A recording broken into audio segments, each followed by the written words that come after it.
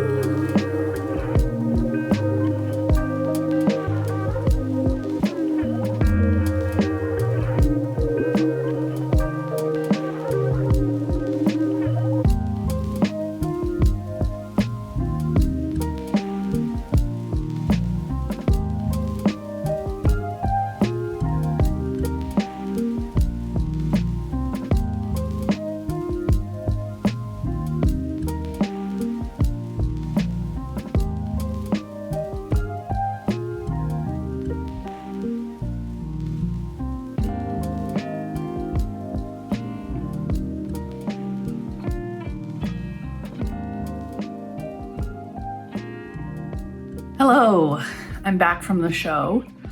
I guess I should preface this little teeny tiny haul with the fact that I really don't need anything. I do have a decent stash to work with. And when it comes to certain notions and rulers and things like that, I can just order wholesale through the store. So I don't. It was kind of nice to actually just go to the show and not have shopping be the goal. I don't know about you, but a lot of the time when I will go to a quilt show, my main goal is to shop and then see the quilts as sort of a bonus. Whereas this year it was the other way around. I will say the Central Alberta Quilt Guild does do a really good job with their marketing, their printing. So everyone who goes into the show gets a little pamphlet, and in that pamphlet, they have a map showing the layout of where everything is, and they always have a concession. So if you need a bottle of water, a little snack or whatever, they have that there. And inside, so you can see my little ticket, they will have paper clipped, like your viewer's choice paper, I think there's a door prize, and then also the little ticket for another prize. I don't remember. I kind of just filled out my stuff and went. I was there for probably a couple hours, but there have been other years where I've been there for 4 hours, and it's almost like you take your sweet time going through the quilts, because there's typically a lot. Like I think there's around 200 quilts. And then there's a bunch of vendors. Like I think they pared it down, but I believe 2 years ago it was their 25th anniversary or something like that. So they had 80 vendors, 80, which was quite a lot to get through, and talking to people and seeing people who shopped at the store and things like that. So, you get to chatting and talking about quilts and all that fun stuff. So if you do plan to go, I guess there's 2 tips depending on what you want to do. So if you want to shop and that's sort of your main goal is to shop and buy, you probably want to go first thing on Friday. It will be the most busiest, but even when I went on Friday at around, I think I got there at about 4:00, some booths were a little picked over. So it kind of depends on what you're looking for and things like that. As I said, I wasn't going to shop. I was there to look at quilts.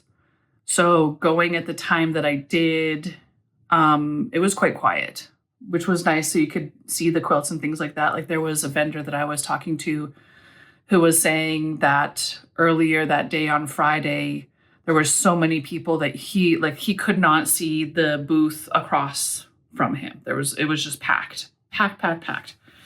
So if you don't do well in crowds, maybe don't go early. I would also say in general that Saturdays tend to be quieter, at least for the ones that I have gone, because the diehard people have already been through on Fridays. I should say, so the Quilt Guild show typically takes place first weekend of May. So this year it was May 8th and 9th. If you're in Alberta, it's probably the biggest show in Alberta. There are vendors that will come, depending on the year, of course, but they'll come from all over Alberta, British Columbia, and Saskatchewan.